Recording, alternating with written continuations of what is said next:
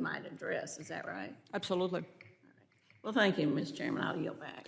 The gentlelady yields. I now recognize Mr. Crane, Arizona. Thank you, Mr. Chairman. Thank you all for coming here today. I continue to hear the same thing. I want to echo what my colleague, Mr. D'Esposito, was saying. I can't help but notice this is a sham. This is more impeachment theater. This is the Homeland Security Committee. If we're not talking about this, I don't know what else we're going to be talking about.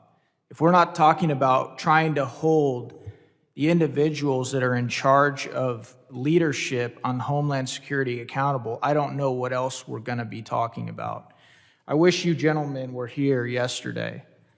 Some of my colleagues on the other side were trying to undermine how effective walls and barriers are. It's sad. I spent a lot of time, my life in the military, and I work, in special forces. So I understand security. I understand security systems.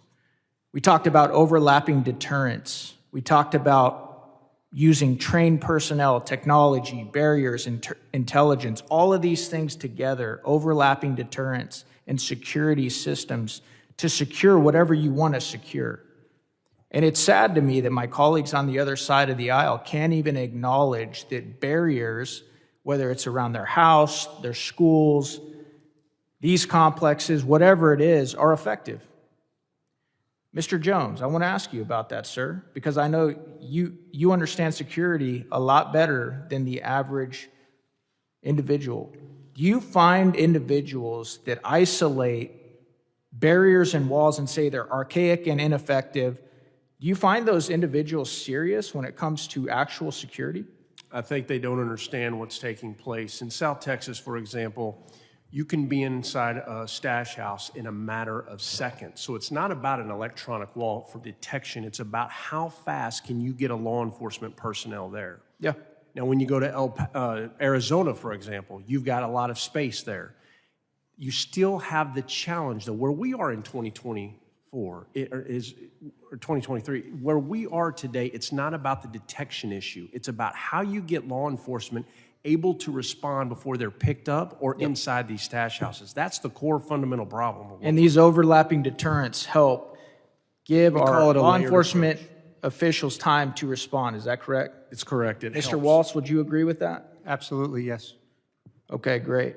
Mr. Jones, you were talking about classifying cartels as terrorist organizations. I've heard that argument before. I understand, why that argument's being made.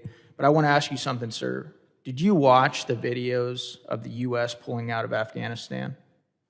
Yes, sir, I did. Did you watch the people hanging from planes? Yes, sir, I did. Mr. Walsh, did you watch that?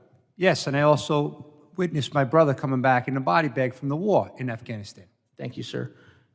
One of my biggest concerns when we start talking about that stuff, sir, is it would be the same leadership that was executing that fight against the cartels, and that concerns me.